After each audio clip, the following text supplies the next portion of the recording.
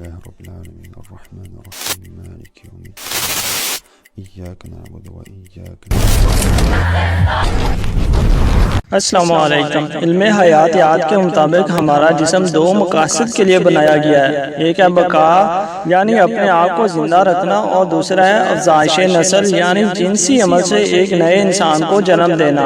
اس لیے یہ دونوں مقاصد ہماری زندگی کے ساتھ ساتھ چلتے رہتے ہیں، لیکن ان دو مقاصد میں فرق واضح ہے، کیونکہ بقا ہماری مجبوری ہے اور جنسی عمل ہماری اپنی خواہش پر منحصر ہے۔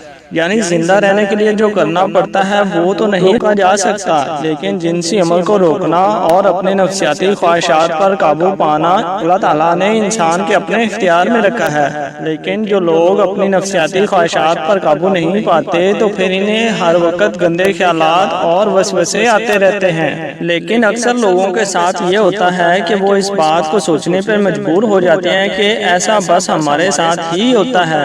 ان کا کہنا ہے کہ اگر یہ خیالات ہم کو ہی آتے ہیں تو ہم سب سے برے انسان ہیں، لیکن حقیقت یہ ہے کہ جنسی خیالات ہمارے جسم کے ساتھ جڑی ہوئی ایک چیز ہے جس کو ہم بھول کر بھی نہیں بھول سکتے۔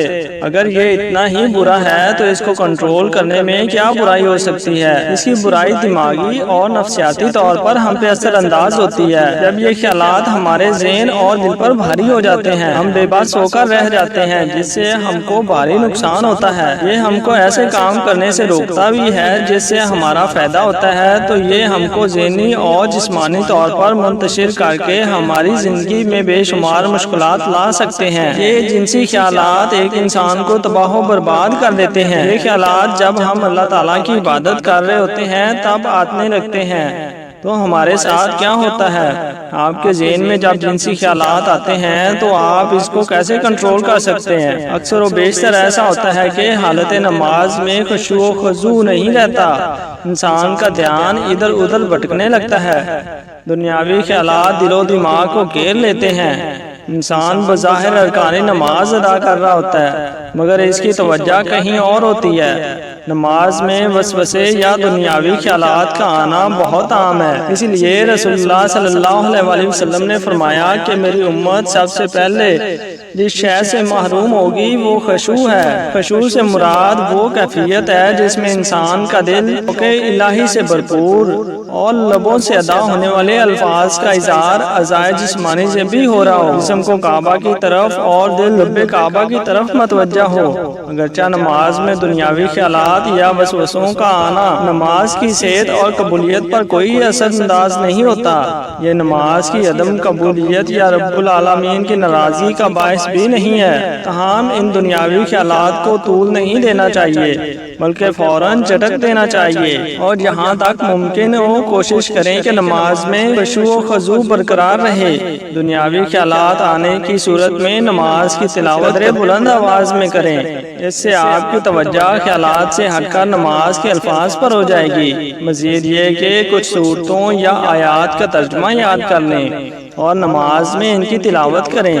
تلاوت کرتے ہوئے ان آیات کا ترجمہ بھی ذہن میں دہراتے رہیں، اس سے دھیان ادھر ادھر نہیں بھٹکے گا۔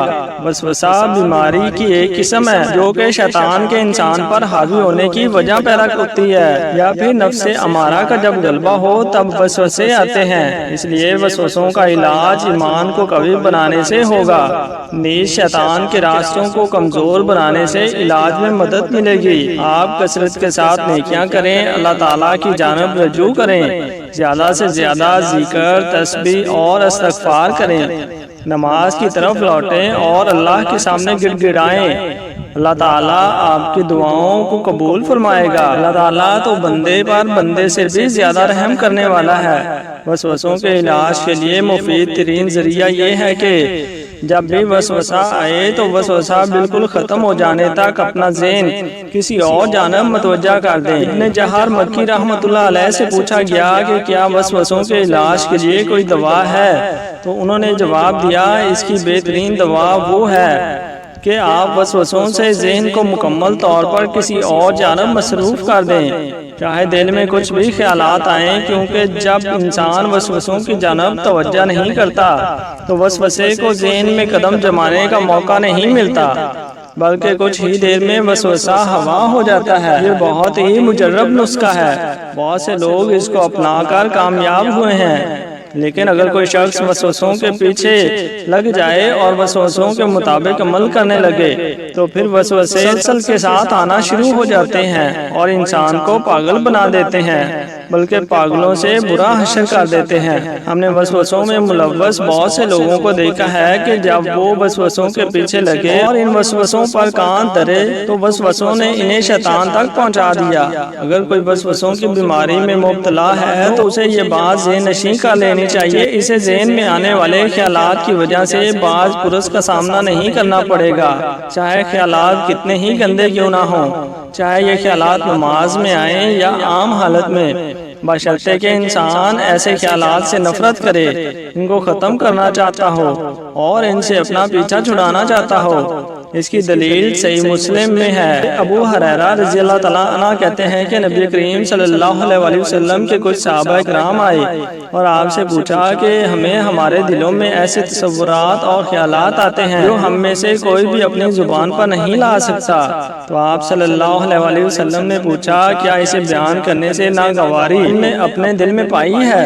انہوں نے کہا جی ہاں، تو آپ صلی اللہ علیہ وسلم نے فرمایا یہی صریح ایمان ہے۔ رسول اللہ صلی اللہ علیہ وسلم سے صحیح بخاری اور مسلم وغیرہ میں ثابت ہے کہ آپ صلی اللہ علیہ وسلم نے فرمایا بے شک اللہ تعالیٰ نے میری امت کے لیے دل میں آنے والے خیالات کو معاف کر دیا ہے جب تک کہ ان پر عمل نہ کیا جائے یا انہیں زبان پر نہ لایا جائے۔ آپ صلی اللہ علیہ وسلم کا یہ بھی فرمان ہے کہ لوگ سوالات کرتے ہوئے چلے جائیں گے یہاں تک کہ کہا جائے گا یہ تو اللہ کی پیدا کردہ مخلوق ہے، تو اللہ کو کس نے پیدا کیا ہے؟ اگر کسی کے دل میں یہ بات آئے تو کہہ دے کہ میں اللہ اور اس کے رسولوں پر ایمان لاتا ہوں۔ اللہ تعالیٰ سے دعا ہے کہ اللہ تعالیٰ ہم کو برے وسوسوں اور شیطانی کاموں سے دور رہنے کی توفیق عطا فرمائے، آمین یا رب العالمین۔